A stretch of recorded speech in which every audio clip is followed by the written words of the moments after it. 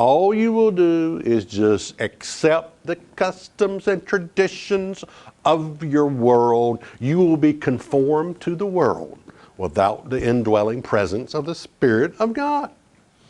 John 15 and verse 19. It says, if you were of the world would love his own. But because you are not of the world, but I have chosen you out of the world, therefore the world hates you.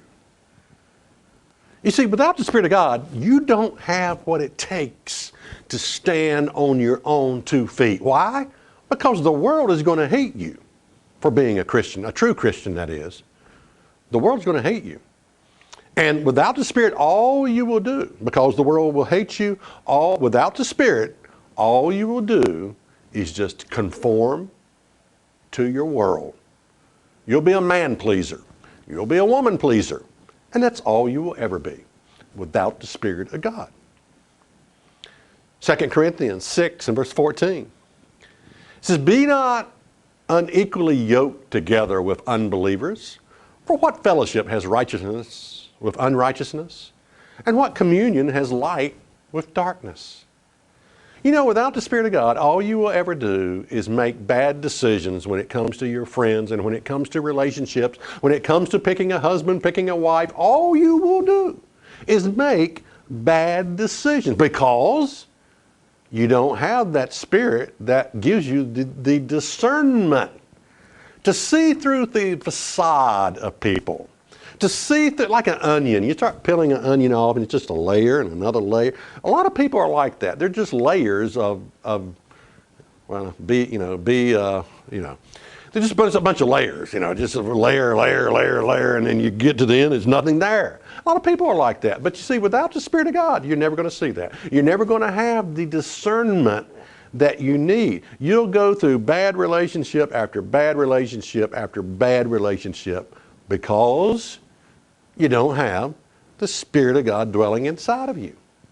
There is nothing more critical than having the Spirit of God inside of you. And there's a way to receive it. 2 Peter 1 and verse 4. Whereby are given unto us exceeding great and precious promises, that by these you might be partakers of the divine nature. Notice that. Partakers of the divine nature, having escaped the corruption that is in the world through lust. Now there's no way to partake of the divine nature unless you have the divine nature on the inside of you, God's spiritual DNA. That's why I say there's nothing more critical than having the Spirit of God. You can't partake of the divine nature unless you have a piece of that divine nature on the inside of you, called the Spirit of God dwelling inside of you. And this verse, talks about escaping the corruption that is in the world through lust. How much does your lust control you? The corruption, how are you going to get free from that addiction? How are you going to get free from that sin? How? The only answer is the indwelling presence of the Spirit of God. That just sort of...